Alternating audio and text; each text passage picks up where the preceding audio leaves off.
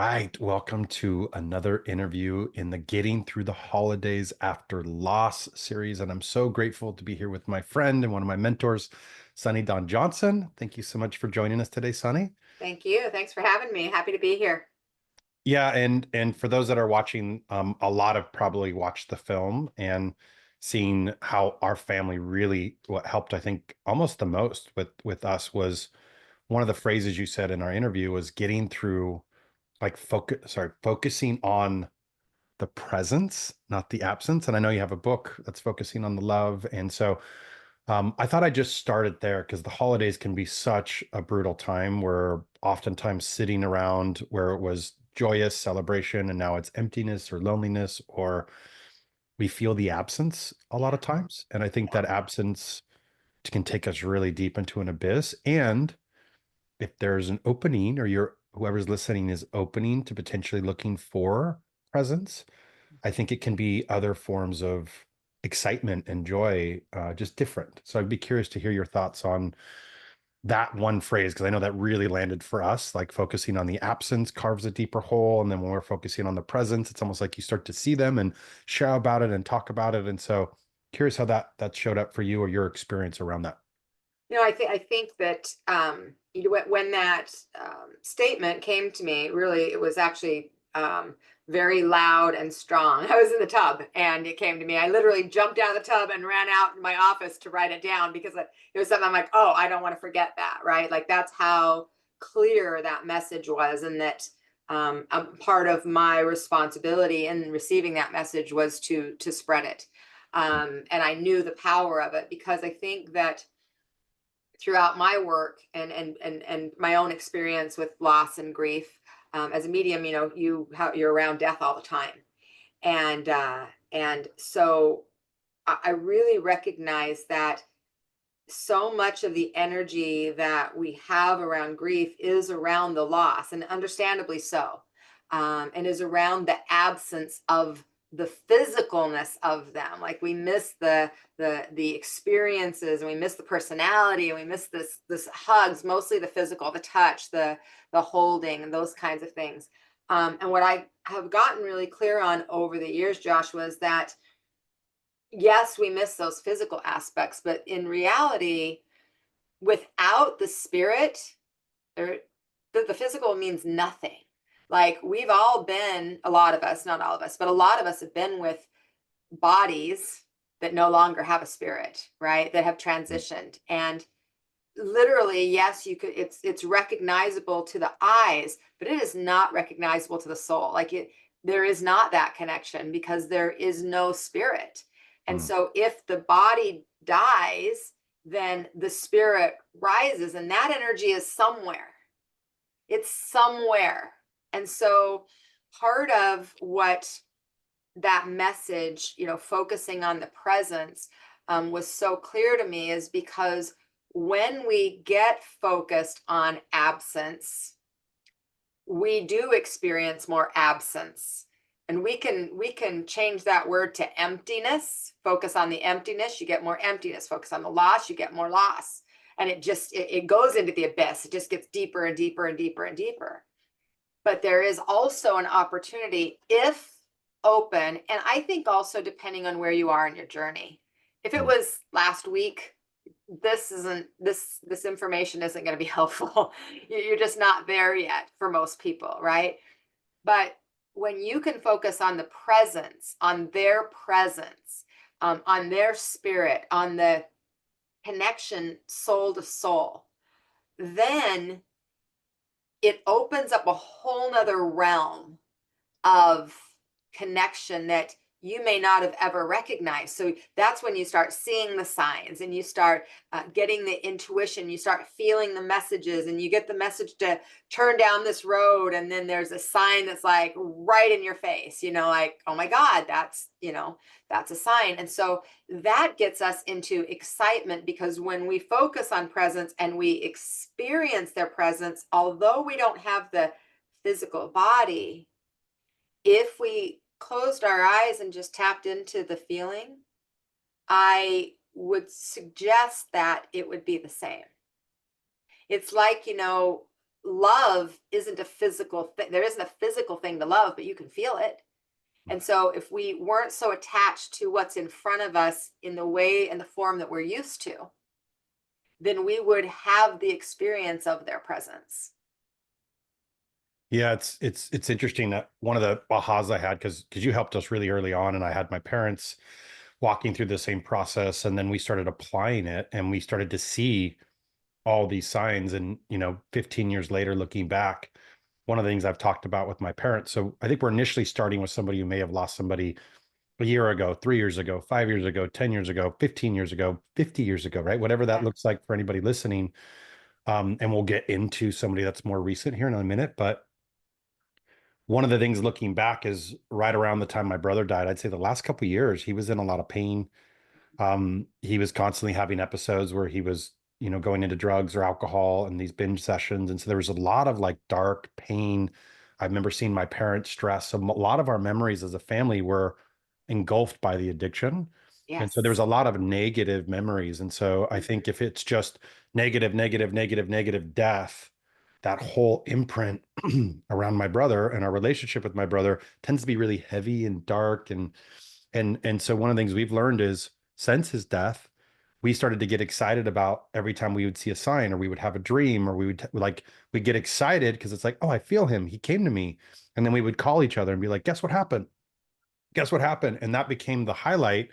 And I had this moment where we were all talking and it was like, oh, instead of this just being the dark experience of like looking back and my brother dark, there was all these other memories from our love for him of all the ways he'd come to connect with us or we'd seen a sign or a memory that created all these other experiences where it lifted his spirit up so we could really remember his essence and Yes. his love. And so that became more of our family's experience. And I know for my mom, it's what I think it started. I mean, she was wailing for the first year and just would sleep in his bed and wail. And they dealt with it very differently. But I think that session started to help her kind of go, oh, wait, I'm wailing, he's gone. But what Mhm. if I ask for how he is here and start to look for he is here? And she would get tingles on her back. She'd be like, I get the tingles. And she'd get all Mhm. excited. She sees numbers are her thing. And so Yep. she's constantly seeing license plate numbers that jump out to her. She even stops the gas tank at certain numbers. And like that's been really inspirational to her. And then another really interesting sign is before this family trip we've done since before I was born, my parents have been going to this place. So it was a family trip we would do every year. But my mom's lights in the car would literally flash on and off. And so we've just learned to associate things we can't explain with my brother, especially if Yep. it's around certain times. The interesting thing, every year for probably a decade, the lights would flash on and off. And we're Mhm. like, the car's not on, there's no vehicles in the car. And then the interesting thing to even make it better is they sold that car and got another one and it did it with the new one. Right. So it's Yep. like, so, and that's He my, doesn't want to miss the trip. right. He's like, I'm going. Hey guys, I'm here. Uh-huh. And And I'm so going. free. Yeah. And my dad, just to give anybody listening that may be going, what do you mean? How does this show up? Our actual experience, or like my dad used to play tricks on us if we're out hunting. He'd like pick a little bush and you'd be kind of flicking a bug off your ear, and then you turn around and he's doing it laughing. Mhm. And he says every time he's out fishing or hunting or somewhere with quiet time, same thing happens. And so he's like, ah, Jeff. And so he's able to have these experiences. And so um I just want to share that for anybody listening. If they haven't started to apply this or they haven't gone into it, it really helped my mom move through the deep grieving she was in because then she can see him now versus the absence. And then my dad, he was just like, you just die. And so he'd lost his parents very young. And it really was like he went deep down the rabbit hole of reading books and going deeper into that. And it really changed his narrative of like, oh, there's still a connection. I Right. think I think the grief of the connection's gone, and then the pain tied to the connection was so painful. Mhm. I just don't want to look at it again or talk about it again. Yep. And now it's like, oh, we can talk about it. He doesn't necessarily like talking about the painful stuff. It's kind of like a no-go for him. But Mhm. anything good, he's totally down for, and it's totally changed his perspective. So I just want to share that for anybody that's going through the holidays that's like, this time of year again, it's always a little heavy or it's always a little messy. Like this may be just new ways to look at this of like Yeah. calling out to Yeah. the loved one, having them a part of that, and looking for the signs. When we move into somebody that's more recent, because if somebody's listening, they're like, hey, I'm that person you just mentioned, like I'm stuck in the grief. I can't even think that far ahead. Mhm. Um, What would be some suggestions or some advice to somebody that's in this just happened, a loss just recently happened? Well, this is the hard piece because everybody walks through it very differently. And I've worked with clients over the years, and some want to just completely avoid. They want to avoid all the holidays. They want to avoid all of the experience, all the memories that remind them of anything, and they just want to lay in their bed. um, and it's understandable. And then there's other people that are like, no, I'm gonna push through, and I'm gonna show up, and I'm gonna go through this, and I'm gonna have my feelings. And then there's some people that just stuff everything. I mean, there's just so many ways. And so I really don't think there's a wrong way or a right way. I Mm. think initially it's day by day, hour by hour, just being able to move through it. And there comes a point, and that point is different for everyone, from my experience. Sometimes it's early on, sometimes it's a year, 2 years down the road, that people either are tired of feeling the way they're feeling, and they don't want that one experience to control their life, or they experience some kind of a message, some kind of reminder, something that doesn't make sense, right? The weird thing happens that creates a possibility that there could be another way. But I don't think, for those people, like I'm walking through this right now with a client of mine who just had a loss last week, and it's devastating, of course, especially when it's children. When it's your child, it's devastating. It's out of the order of the way we are trained. It's not out of the order of spirit, because there is not an order, because there is no age, there is no time in the spirit world. But here it's like, well, if you're old, yeah. If you're not, no. That's just how we think of it. So it's out of the order. So it's not something people are prepared for generally. So it really catches people off guard. And what I have said to her, because she's now taking care of a 2-month-old baby that she left behind, Mm. um, 1 hour at a time. She's trying to figure out next week, next month, next year. Right now, 1 hour at a time. And then the next hour to the next hour. And eventually we're going to get to a place, even for her in a few weeks, where we can sit down and we can start to move through some of that, because she's aware and she's open, and she's recognizing this, right? She's in a different place because she's been in my community for 15 years. So she has a different perspective. So I think that also matters, Joshua. If you've got a perspective that death is death and it's done, I think that's harder for a lot of people, because Mhm. there isn't the closure, there isn't the connection, there isn't the consistent relationship. You don't know that the love never ends because you believe it did. But death is often what expands people's belief system beyond that to something greater, because the signs are so clear, because the connection is so strong, because the messages just keep knocking at the door until you finally answer. So for those that are in it right now, do your best. And when you get to a place where you're this much open, inviting them to come to you in a way that you know that it's them. That's Mm. one of the greatest invitations, prayers, invocations you can ask for is, whoever that is, allow me to experience you in a way that I know it's you. Mm. And then be present. Now, this is the hard part. Presence is difficult in the face of grief, because grief encompasses all of our feelings and our thoughts, and so we really have a difficulty to be present in the moment. So if there was a sign like those flashing lights, for example, when you are in that deep grief, you're not going to even recognize that could be anything. It's like, damn it, this car, what the hell is the problem with the car? Right? Or you're not going to notice the numbers on the license plate because you're not even paying attention, because you're so off in your own mind and heart and feelings. But when you ask, it is answered.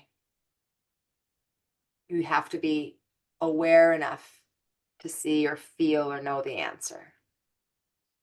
Yeah, we had a just to share a couple more pieces like that. I think because we'd done a session with you and we were looking for it. I remember there was a moment where we'd just been.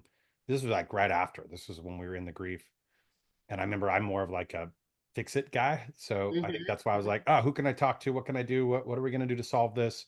Yep. Other people deal with it. Like, I don't want to talk about it. I was more like, what's all the solutions? And Mhm, I think I was really like, is he gone or is he here? And if his presence is still here, I want to find out. And if he's not, I want to find out so I know. mhm, And I will also say there's a lot of psychics that I didn't trust or didn't resonate with. That's why I was so reassuring when we connected with you, because it just like total relaxation came over the body, and the things that were coming through were so clear. It just resonated fully. But I remember mhm, there was a moment when you were like, ask, like ask for him, talk to him, ask him for the signs. And I remember there was a moment, my mom and I, we don't watch scary movies anymore, but we used to when we were kids. And I remember we were laying there and we're stuck on this sofa bed, kind of just sitting there and couldn't get off the bed. And it was like Halloween or something like that. Some scary movie was on, and we were like, we can't move. This sucks. But we're sitting here watching it, and we're kind of in our grief. And then there was moments when we were just kind of crying. And I remember we were like, I remember I was like, if you're here, give us a sign. I was like yelling out. I was like, I was mhm. like, we haven't been asking, we haven't been talking. Like, let's just apply this right now. And then we laid down and we're kind of crying again, like nothing, or whatever that moment was. See, Yeah. that's how it is. Yep.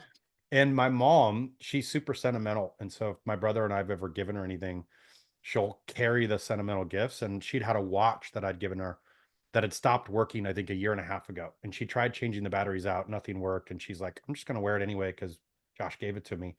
Mhm. And she was sitting there, and I'm laying on her and I'm laying on the watch. And all of a sudden it starts ticking. And we're like, like, I was like, Mom, your watch is ticking. She's like, no, it hasn't worked in a year and a half. I was like, Mom, your watch is ticking. And I'll never forget her eyes, like, because her eyes are tearful. And she's like, I can't believe it. I can't believe it. I can't believe it. And there was just this moment of like in our deepest grief, being like, oh, we asked very clearly and it Mhm. shows up immediately. And that worked for, and it was on the wrong time, but she didn't want to change it. So it worked for another year and a half, and it ended on April Fool's, which is like, Sense of which is humor too, huh? yeah, he was a jokester. He's Uh-huh. and so just, but it's an example. My one more just quick sign around that in case anybody's listening. My dad, he would kind of go in a room and shut the door and watch TV as one of the ways he coped. And he was sitting there watching, and he said he went to go grab the remote, and the whole thing started flashing up, iron down. The TV was turning on and off, and he was like, almost like jolted him, like, what was that? And it was right around the same time we were all asking for signs. And I remember he walked out a little spooked, almost like, that was wild, right? But he was like, oh, I know it was Jeff trying to like, so that was one of the things that helped. It was almost like, if we have this physical body and you lose the body, Yeah. but your spirit's still able to come in. Like, I almost had this visual picture where you're like seeing your family grieving, and you're like, hey guys, I'm here.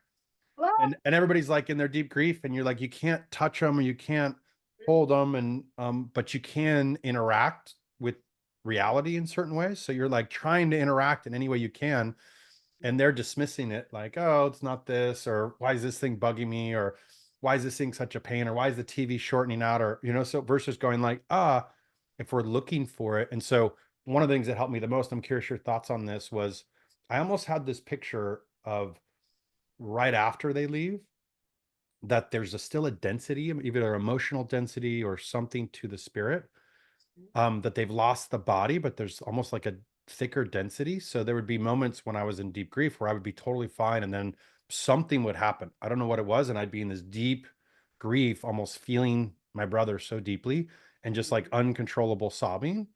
And like I was like almost like oftentimes I was getting insights I couldn't get when he was here, but I was getting these other insights, like almost like the other half that I never saw. mhm, And initially, I had the association that was like painful or heavy, or why does this keep happening? And then I had a new insight, like, oh, what if that's when he comes to me? Like, what if those were the moments where he was still dense enough that I could actually feel him so strong? And once I had that awareness, it shifted my whole kind of like, oh, I don't want to be in this anymore. Can I just get through this? To like, oh, he's here right now. right. And so I'm curious your thoughts on that, because that was kind of my awareness around that. Do you find that to be true, or I'm just curious? Common. So a lot of times when they transition, remember that they have to learn a whole new way because and not because they haven't known it, because they knew it before they came, right? But it's a remembrance. And just like us, we're trying to remember things here, right? And so in that state, there's a couple things that are happening. Number one, they're processing their life's experience and they're processing it with us.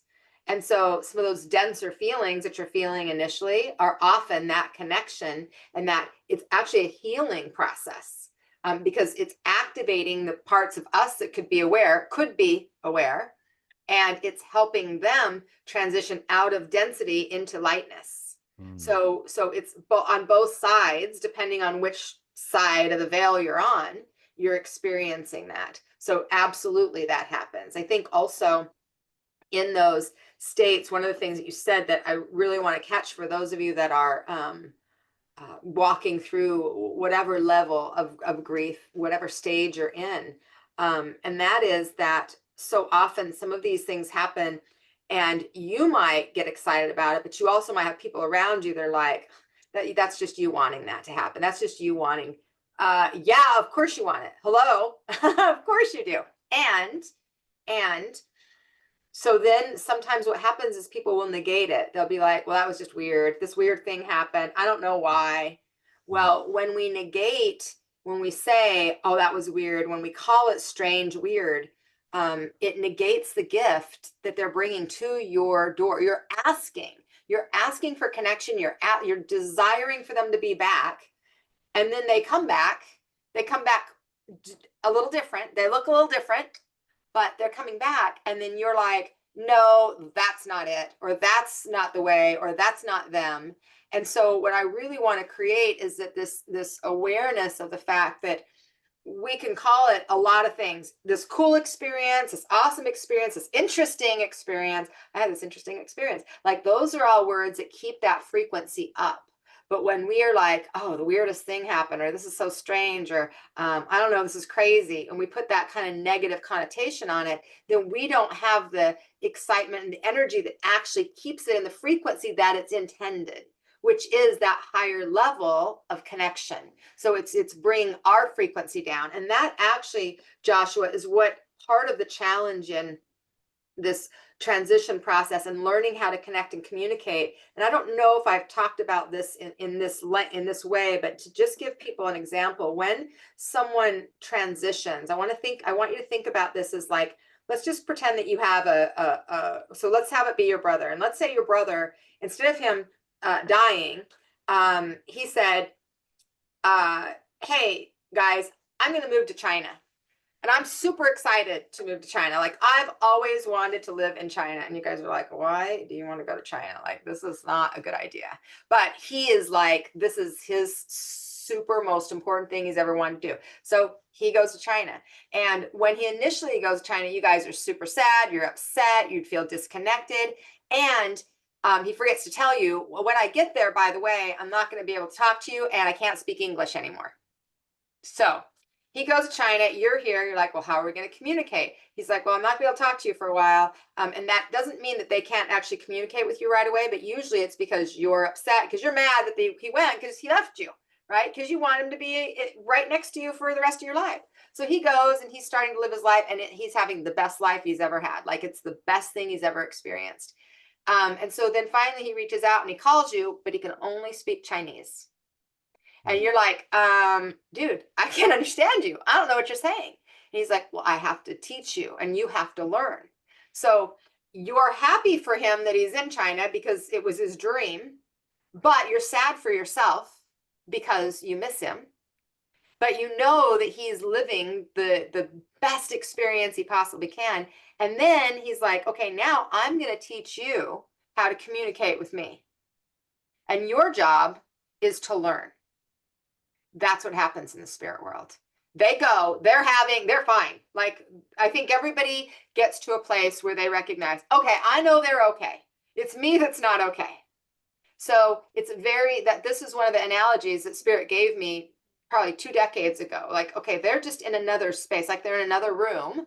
We're going to say China, but they're using a different language. And now your job is to pick up the little signs and symbols, the little messages, the numbers, like your mom said, the flicks, like your dad got, the full body chills, like all those different things. And some people, it's symbols like a butterfly or a dragonfly or coins on the ground or a feather, or whatever those are that are associated with them. that then you go, that's their language. Now I understand. And that gets us from the absence to the presence. And then that makes things exciting. So that grief starts to drop because now you're looking through different eyes and you're like excited, like, okay, I'm going to look for these numbers. I'm going to see these signs and let me see how many times I can actually find his essence in my day-to-day life. And then it becomes not about loss, but about presence. Mhm. Yeah, it's funny. I just had my one of my cats jump in, and it's almost the same way for me. It's almost like, how can I get subtly attuned to? Could I feel her presence, even if I couldn't see her? Yes. That she's now here. Like, is there's how do I readjust my attunement to Yes. starting to feel the subtleties, which is a Mhm. different, like you said, it's like speaking Chinese. It's learning a Yes. different language because I'm learning to feel. Yes. For me, it's more kinesthetic. It's almost Mhm. like a body-based feeling of subtlety Yep. of like, could I feel her presence if she's in the room without seeing her? Yeah. And what would that look like? Hmm. And so I loved your analogy. Super, super helpful. I'm curious. One of the things you said was, I think they're fine. We're processing our pain. Hmm. And I know one of the big things that comes up is guilt quite a bit. Hmm. Like and oftentimes around the way they die. Like I know Hmm. there's like actually my producer on the film, Chris, that I shot the gift of grief for, like worked on it for 6 years. I found out I hadn't got a response from him. I've been reaching out to him, and then I found out he died. And I'm actually going to his funeral tomorrow. So this is Oh. all recent. But I know his sister was like, "Oh, we were talking, and she was like, "Oh, I wish I could have done something different." Like it made like once we know, oftentimes this flooding of guilt comes in of rethinking what could we have done different. And I know you've talked um, often about it's changing our perspective around the way they die Mhm. because we're often looking at it like we were in control or there's something we could have done differently. And oftentimes that's where the guilt stacks on or the punishment. Or I think Ken talks about as like the torture chamber where we're got our hand wrapped around our neck. And Mhm. so curious, anybody that may be going through that guilt right now or feeling that, hand grip around their neck of like the self-judgment or self-blame. I found your perspective really healing and helpful around we choose the way we go and we choose when we go and some of the things I know it can be hard to see with some horrific things that happen, but maybe just broaden your perspective on that around the way we die and how that ties into guilt and grief we may be feeling from things we think we had control over. Mhm. And this applies to all forms of death, suicides, murders, very tragic deaths, and dying in your sleep. All of the above, it applies. The first and foremost, I would say, and this is usually the one that has the most challenge because a lot of times from religious background. If people have a lot of religious background, then they might have a harder time wrapping their head around this. But the first thing I would say is that nobody dies, everybody dies on time. And nobody likes that answer. Everybody dies on time. And what I mean by that is that when we go, it is our time. We're this it's kind of like the job's complete, get to the next job, right? And if we can kind of make it in simpler terms, and people have a hard time with that because here in this physical world, we measure like the quality of life by the quantity of life. We think that everybody's supposed to live till they're 90 and that's how life is supposed to be. That isn't how life is supposed to be. Life is from the experiences that your soul grows into, like the experiences that you have here in life. And there are some people, like your brother, that and especially people that die younger, that they pack a lot of shit in a short amount of time. Like they live a full-on life, and sometimes in ways that you wish they wouldn't have, but they fit a lot in. It's on a soul level, they know, not on a human level. They wouldn't say, I'm going to go when I'm 26. Some of them would. Some of them know that, but that's more rare. But they know, okay, I've got a short amount of time. I'm going to fit as much in as I can during this time. Now, so if everybody dies on time, Wayne Dyer used to always say that. Nobody dies a minute late or a minute early. Everybody dies on time. And so if we believe that everything happens for a reason, then that would also have to mean everybody dies on time. So once they have transitioned, the first thing we have to do is wrap our head around the fact that we had any control over any of it. So if you didn't go to the thing, if you did go to the thing, if you didn't call them, if you did call them, if you would have only A, B, C, D, E, because we all have those answers in our heads. But the reality of it is, if their time is up, it's up. And it wouldn't have mattered whatever it is. Now, we'll have people, and people say this to me, yeah, but Sonny, my aunt was supposed to die at the hospital, but then she got a lung transplant 10 minutes before she was going to go because she never was going to die.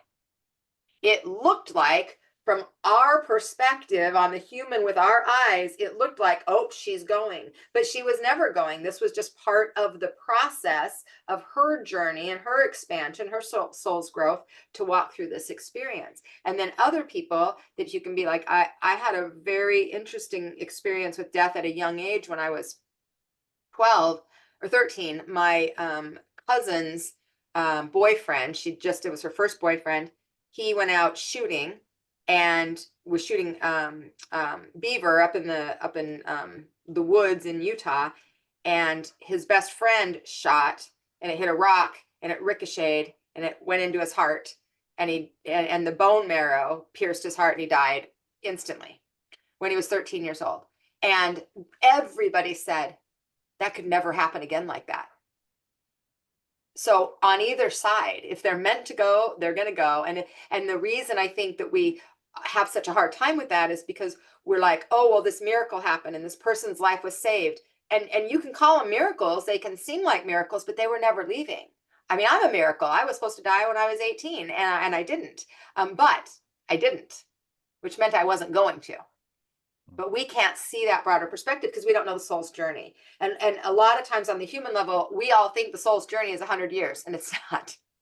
So that's one piece. That's one piece that oftentimes will help. The other thing I think that's important in the grief state, I've had a lot of experience with suicides in my life personally, and a lot of death in my life, tragic death in my life personally, which I think has helped me probably to come to this. But I'll share one. My grandmother had Alzheimer's. She'd been diagnosed with Alzheimer's. She had it for about 6 years. And she was what they call a wanderer. So she would wander. If she was up, she'd go out the front door, out the back door, like you had to chase her everywhere. And so her daughters all decided that she needed to go into a facility because of her safety. And so they had a facility here in Tucson. But it got 115 degrees, and there were a couple people that would go outside, they would die. And that scared them. So they took her to Utah, where my family's from. My grandmother never had a voice in her life. She was an alcoholic her entire life since she was 18 years old. And one night, New Year's Eve, she walked out of a facility that had alarms, gates, doors, everything. She walked out of it New Year's Eve with a silk nightgown on and froze to death. And that was 20 years ago. And she came to me 2 days later. And I said, Grandma, like, this was all of us felt guilt. Every single person in the family, like, if I would have had her stay at my house, if she could have come here for the holiday, like, everybody had their own experiences, right? And so I'm like, Grandma, like, why? Like, why that way? And she said, Sonny, I never had a voice in my life. I would have just died in my bed and everybody would have been around me. And now you're going to be my voice. And you're going to help people that experience the same thing I do. And I had no idea what she was talking about, but I said, okay, Grandma, I will, whatever that meant. And within 6 months, I was speaking at Senate hearings on the new Alzheimer's program called Safe Return that put bracelets on people so that they might be found sooner. And the point was, she could have died in her bed and nobody would have ever known anything. We got laws changed in Utah. The facility that she was in was closed. There were a lot of things that happened that never would have happened had she not died that way. But to us, it was a tragedy. I mean, to me, it was only 2 days that it was a tragedy. Then I'm like, oh, it's a mission, right? So it flipped it around completely, changed perspective. So your brother, right? A lot of times when people die of addiction, they're a number, right? And the police don't give a lot of attention a lot of times, and they don't put a lot of effort into things, and they're a number. Your brother's life has changed thousands, hundreds of thousands of lives because of the way he died, not in spite of, because of. And we have to remember that. And so sometimes it isn't some great big remarkable thing. And sometimes it is. And it's all a part of a bigger picture that we have to, I guess part of it's faith. We have to trust that we'll know what to do. But guilt is always an internal process that I think is a human aspect. And we can be there for a minute. And then what are you going to do about it? Because the guilt serves no purpose besides to keep you stuck in shame and to keep you in the grief process. It's not beneficial because there's nothing we can do, even when we think we could. That was a long answer to a short question. No, it was great. I love the reference points too, and I think you're spot on that. I've seen when I can dip into the soul part of me, I can see the master design at times. I'm like, oh, okay, like, like, would I still want my brother back? Yes. Would I trade everything that's come from this? Yes. And I'm like, oh, I see the impact. I see the impact our souls had on each other, whatever the design, that master design was of me not being able to deal with this or trying to deal with this has created this huge ripple of my life purpose. And like now all Yes. my work is focused around grief. It's shifting a lot. Like I'm moving out of like some of the heavier work that I've done for a long time and kind of going like, all right, I don't need to be in that. Like I think in my You're shifting, expanding. You're yeah, expanding. yeah. Yes. I'm in like a different season where I'm seeing um the colors again and like I'm coming back to life in a different way. And so, but it's still the foundation of my work, even though if I'm doing work with women or men or couples or all this stuff, it's still like, oh, unprocessed grief is like it's now the foundation of how I see the world through it. And really I think what we need the most, like as a society, I think we come into this world grieving, like grieving one world to this world. And Yes. yet, why wouldn't we think that's the fundamental tool we need to use to learn to move through life? And most people run from it, hide from it. It's like I think we're finally getting to a consciousness state where people are more open.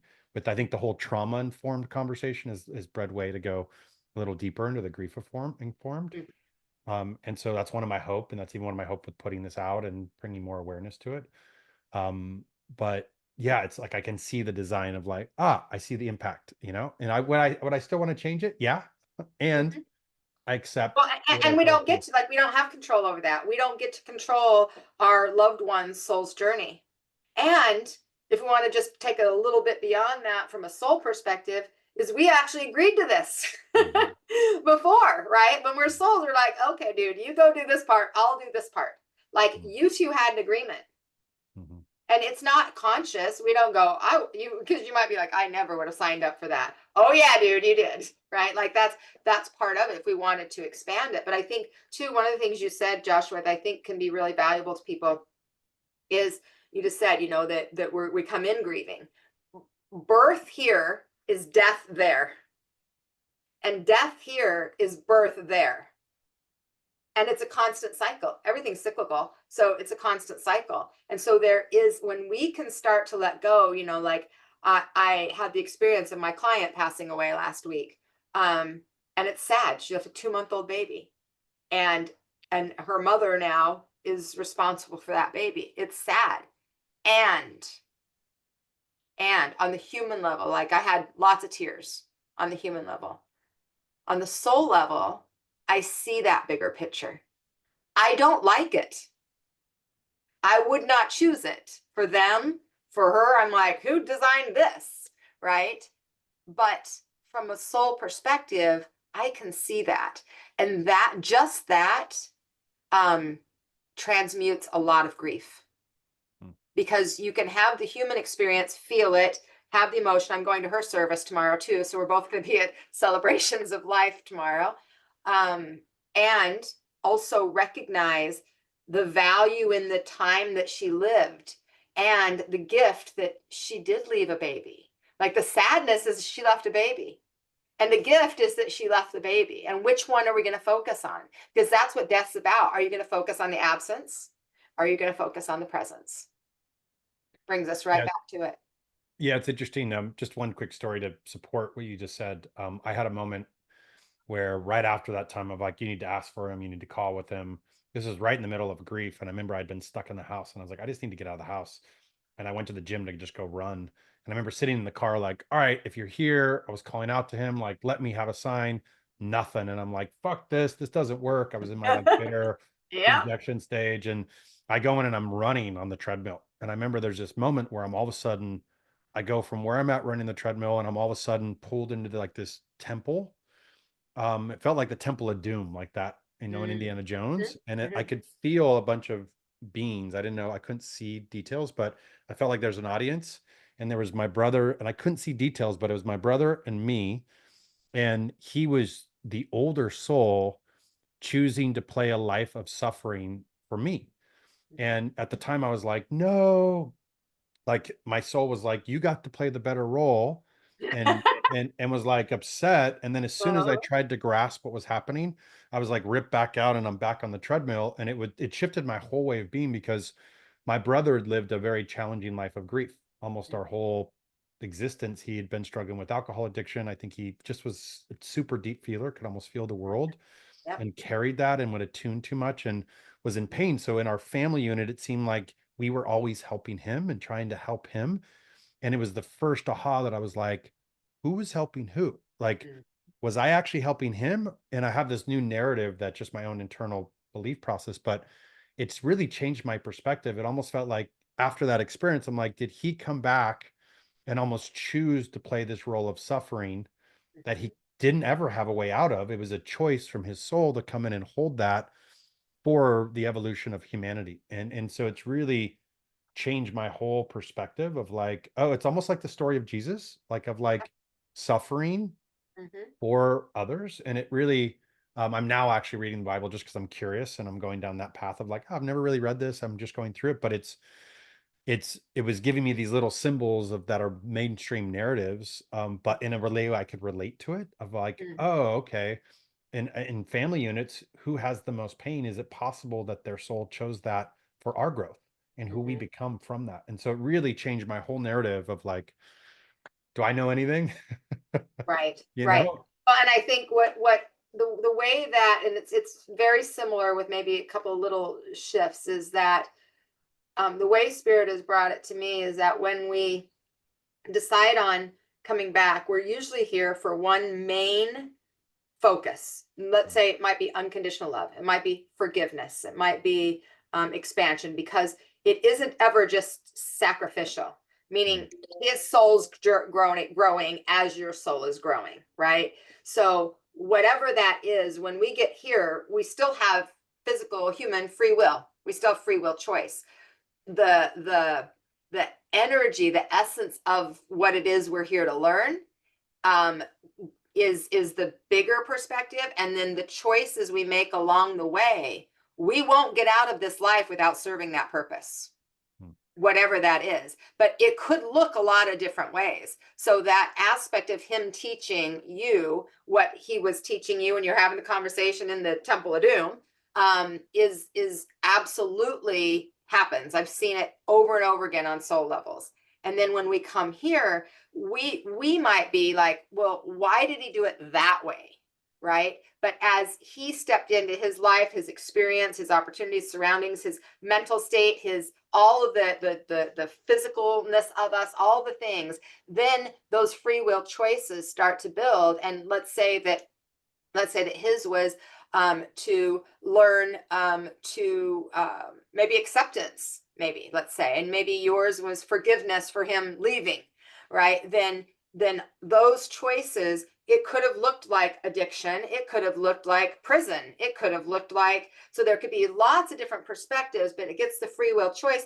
And then once those free will choices start rolling, then a lot of times we're on a path and we have a hard time getting out of that path, but we could still make those changes. if that makes sense. So for you, you got the end result that you needed, and because it's always divine. It's not, a lot of people think it's like a yellow brick road and we're just following it and it's already all picked out. Everything is a choice, everything. But the choice is with an umbrella of this is the direction, if that makes sense. It's hard to explain because there aren't human words for these soul experiences, but it's the best way I can explain it. So you're right on track. It's exactly what spirit has brought me for 40 years. That's how it's shown. Thank you for that. And I think in sharing this today, I just wanted to give people like a deeper dive into this and Mm-hmm. more your perspective, which I value so deeply, and also my applied experience on validating, I think, what you share and your wisdom and your work and how it's directly impacted our life and made our family unit better. So that anybody that's like, haven't gone to this, I'm curious, I want to go a little bit deeper. This kind of gives you a window of applied how it's really helped me and my family heal. It's what was one of the forefronts of our healing process, that which anybody who's watched the film can see that. And so I just want to say thank you. Thank you for all your wisdom. Thank you for sharing. Thank you for all the gifts you've given my family over the years, and also for me, because I know you also helped me with my cat when my cat was dying, and that just shifted my whole trajectory from sitting in the grief and getting my cat to veterinary units to like going in the sun and taking him to the beach and taking him to the mountains. And like it's made the experience a lot more easier to be with death and to be with grief. And so I wanted to share that with others that are going through the same journey. For those that are listening that are like, oh my God, Sunny's amazing. I want to find out more about her or any programs, books, workshops. Where's the best place for her, for them to find more about you? Yeah, my website. So sunnydonjohnston.com is the best place. I've got lots of books. I wrote one book that speaks to a lot of what we talked about. The Love Never Ends. If you're in a place where you're open to hearing about the connection, that's a great book to start with.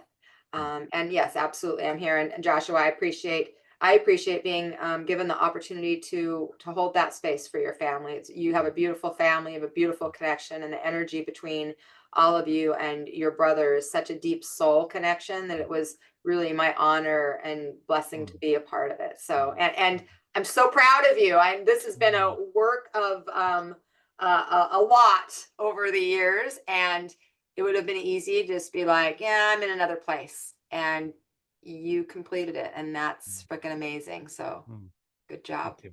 Thank you so Thank much. you. Really Thank you, my appreciate that. friend. I love you, darling. Thank you. I love you too.